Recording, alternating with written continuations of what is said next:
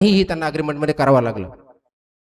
आज मात्र आपण राजकारणासाठी असेल, समाजकारणामध्ये असेल, स्वतःच्या वैयक्तिक हितासाठी असेल, कुटुंबापासून गावागावापर्यंत ही विभाजणी करायला तयार आहोत. आणि त्या काळात एकत्र आल्यामुळं आपण इंग्रजावरती किंवा ईस्ट इंडिया कंपनीवरती 1779 मध्ये विजय मिळवू शकलो होतो. आज तीच परिस्थिती आहे. समाजामध्ये जी विचारधारा वेगळ्या पद्धतीची रुजली जाते, त्याच्यावरती कोणताही विचार न करता, व्हॉट्सअप संस्कृतीच्या माध्यमाने त्याच्यावरती कोणतंही सखोल संशोधन न करता फक्त फॉरवर्ड करणे, टीका टिप्पणी करणे आणि उथळपणाने त्याच्यावरती कार्य करणे, हे जे आहे इथं आपल्याला कुठेतरी थांबवावं लागेल. आणि त्यासाठी तरुणांनी पुढे येणं गरजेचं आहे, तरुणींनी पुढे येणं गरजेचं आहे.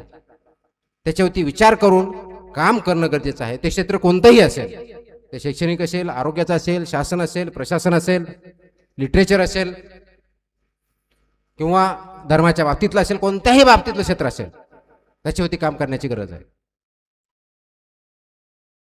जसं समाज पुढे गेला, समाजातल्या अडचणी पुढे आल्या, त्याचबरोबर आपण बघितलं छत्रपती शाहू महाराजांनी जो आपला समाजामध्ये एज्युकेशन नव्हतं, शिक्षण नव्हतं, त्यांना शिक्षण देण्याचा प्रयत्न केला.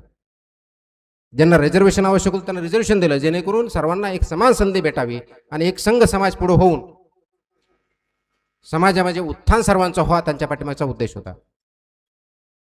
आपण स्वतंत्र झालो 1947ला. आपलं महाराष्ट्राचं आजचं राज्य 1960ला अस्तित्वात आलं.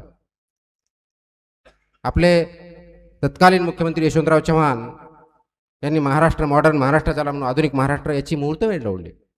मुंबईसारख्या शहराला आर्थिक राजधानी, इंडस्ट्रीयल हब बनवलं.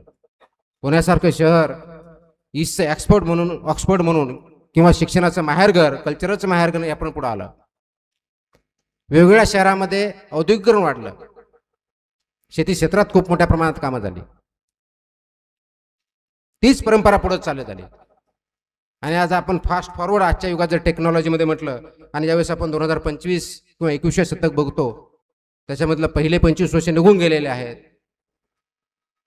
त्या 25 वर्षाचा इतिहास बघता आपल्या समोरचे जे चॅलेंजेस आहेत ते खूप मोठे आहेत.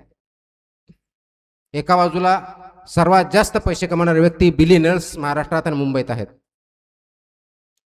आणि दुसऱ्या बाजूला सर्वात जास्त आत्महत्या होणारा प्रदेश सुद्धा, जिल्हे सुद्धा आपल्या याच महाराष्ट्रात आहेत. आज आपण बघतो महाराष्ट्रामध्ये अनेक जिल्ह्यामध्ये आज पूर परिस्थिती आहे. त्याच जिल्ह्यामध्ये 5-6 महिन्यांनी परत टंचाई निर्माण होते, पिण्याच्या पाण्याचे प्रश्न निर्माण होतात. मी